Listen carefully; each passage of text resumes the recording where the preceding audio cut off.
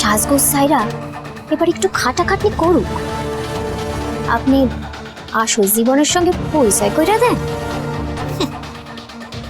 যাক না আমার সাথে নিয়ে, তারপর দেখছি।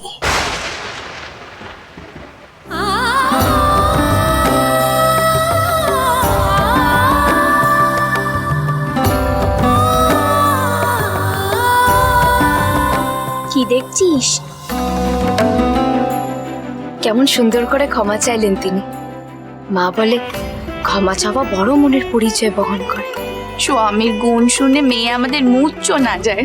হ্যাঁ খুড়িমা, তুমিও কি সব কথা বলো? মা তো আমার নিজের গো রাজরানী। আসুন ঠাকুর। মা যে আমার নিজের, জানো তো জামাই বাবা, মাই এইটুকুনি হয়ে আমার কাছে আসেন, টলমল পায়ে এগিয়ে এসে দাঁড়িয়ে দাঁড়িয়ে আমার দিকে তাকিয়ে মুচকি হাসেন গো। সত্যি ঠাকুর, আপনি সত্যিই মাকে দেখেছেন? হ্যাঁ গো, দেখেছি তো। আমি যে তাকে রোজ দেখি গো, রোজ দেখি। আদো আদো করে কথা কন, আমায় আদেশ করেন। আমি তো তার আদেশ শুনেই এই বগুড়ায় ছুটে এসেছি গো। রাজরানী, রাজরানী জয় হোক, জয় হোক রাজরানী। একি কারো তোমরা এভাবে বলা নিয়ে কোয়া নিয়ে এখানে ঢুকে এলে কেন? তোমাদের আটকানো হয়নি? বাইক সর্দার, বাইক সর্দার। আটকে ছিল, কিন্তু আমরা হাতে পায়ে ধরে এখানে এসেছি রাজরানীর কাছে একবার ক্ষমা চাইবো বলে। ক্ষমা চাইবে? এরা কারা? তা হঠাৎ করে আপনারা ক্ষমা চাইতে এলেন কি জন্য? শান্ত হয়ে বলুন, আমি শুনছি, বলুন। আমাদের ভুল হয়ে গেছে মা, বড্ড বেশি ভুল হয়ে গেছে। আমাদের জন্যই কলুষিত হয়েছেন নাটোরের রাজকুমারী।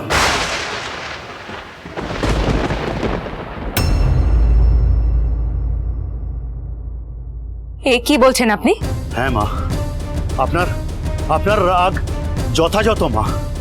আমাদের আপনি যা শাস্তি দেবেন আমরা মাথা পেতে নেব। আমাদের সবটাই নিজেদের ভুল, আমরা দোষ স্বীকার করছি মা। আমি ওই বগুড়ার মন্দিরে যখন বন্ধ হয়ে যায় তখন রাত্রিরে পেছনের দরজা দিয়ে প্রবেশ করি, তারপরে ওই নকল রক্ত ওই ত্রিশূলে লাগিয়ে দিই।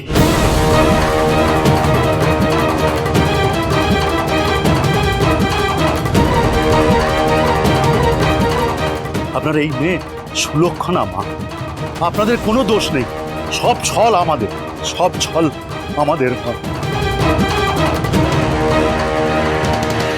কি এত বড় দুঃসাহস? কিন্তু তোমাদের সঙ্গে তো আমাদের কোনো শত্রুতা নেই, তাহলে তোমরা এমন কাজ করলে কেন? একজনের কথায় প্রভাবিত হয়ে আমরা এই কাজ করে ফেলেছি।